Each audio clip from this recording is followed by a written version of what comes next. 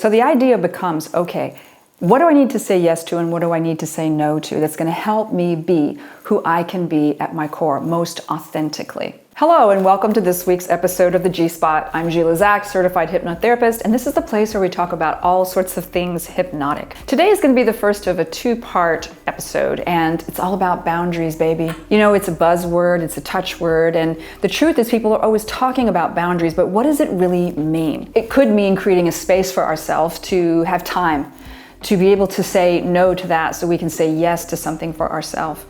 Or to say yes to something outside of us and no to something that we would have ordinarily chosen for ourselves that maybe wasn't the best for us. But what does this really look like? Because, you know, everyone's talking about boundaries. The term is bouncing around everywhere, quite frankly, without boundaries. Boundaries for ourselves should look like, what sort of limiting beliefs am I holding on to? We're still holding on to old, outdated scripts and narratives that are influencing the way we feel about ourselves. So if we have a boundary for ourselves that says, I'm not going to let someone tell me that I'm better than I am. I'm not going to let someone tell me that I'm capable of something that I'm not capable of. You have set a boundary for yourself that really isn't helpful. Now, some people like to think of their boundaries as walls. We put up these walls, and many people do.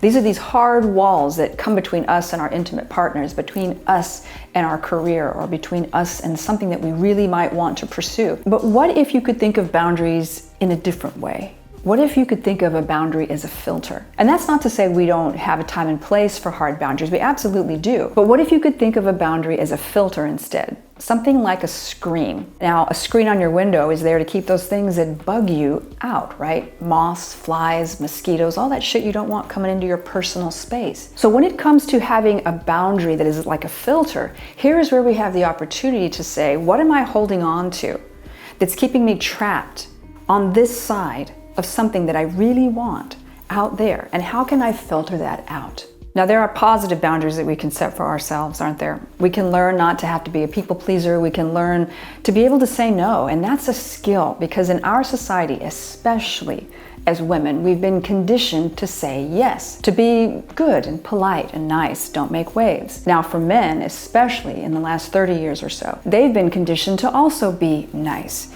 And for them, this can oftentimes rub against that natural propensity to want to stand up with intensity. And so what happens is that they create these boundaries within themselves that are not working for them either. So the idea becomes, okay, what do I need to say yes to and what do I need to say no to that's going to help me be who I can be at my core most authentically? Now, if we go back to some of the positive aspects of how we can set boundaries for this self, this is about making ourselves a priority. It's about creating time for ourselves. It's about creating space for ourselves, for those things that really fill our cup up, that make us feel really, you know, just really satisfied and in whatever way that's going to help you do what you need to do. And so often, the challenge here is people, they don't feel that they can do it. And this is where hypnosis comes into play, because hypnosis directly addresses the internal life script, the story that we've created about ourselves, about whether or not we're worthy and deserving of making ourselves a priority. And you know, it's really cliche. We hear it all the time. You know, when you get on the airplane, what do they tell you? Put your oxygen mask on before you do that for someone who needs assistance. And there's a reason for it, because if you don't have what you need to survive, there's no way you're going to be able to help someone else. Hypnosis will go in and pull out all the barbs, the weeds, the ropes, the lines, all those things that have kept you bound to feeling that for some reason you have to be too nice, you can't say no, and you can't make yourself a priority. There's going to be an extra episode coming up. We're going to talk about boundaries with others, and we're going to go more into what that looks like in the external world. But for now, I want you to think about if you could create a boundary, a filter, if you could go into your own self-hypnosis and close your eyes and imagine that you had this psychological filter, this boundary, where things could move in and out. You could move out those things that you really don't want to hold on to anymore. What would they look like, feel like, sound like? Make them like smoke. Make it like wisps of whatever it is that needs to go out. Maybe you imagine a vortex of suction on the other side of that filter, pulling it out. And then what do you want to bring in? Bring in what you might want to have for yourself, even if it's just permission to make yourself a priority. Write yourself a big old fat fucking permission slip that says, I give myself permission to XYZ, sign it, underline it, give it an exclamation point. That's my favorite type of self-hypnosis whenever I find myself challenged with, should I do this for myself? Could I do this for myself? I want to invite you to think of boundaries in another context as well. You know, boundaries, they can be top to bottom, right? They can be linear, this direction.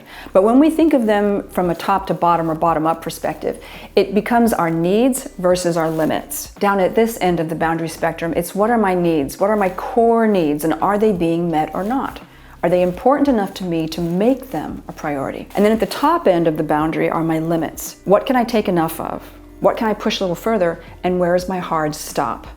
What am I not willing to put up with anymore? So if this rings a bell for you, if it resonates, if it sinks into all the juicy spaces where it's making you go, then I invite you to think about what your boundaries are. Where are you on the cycle of needs, the spectrum of needs, and where are you at your limit? And then begin to think of how you might want your psychic or psychological filter, your boundary, to be. Next time on the G-Spot, we're going to be going into boundaries for others, and this is an excellent topic because I think it's not only timely, but it's often misunderstood as well. Now, I'm going to be putting out in a later episode a long-form audio for hypnosis and boundaries, so keep your eye out for that. In the meantime, if you found this content helpful, then please like and subscribe and share with people so that I can continue to get the message out about setting boundaries for ourselves and why this is so important. Take care. See you next time on the G-Spot.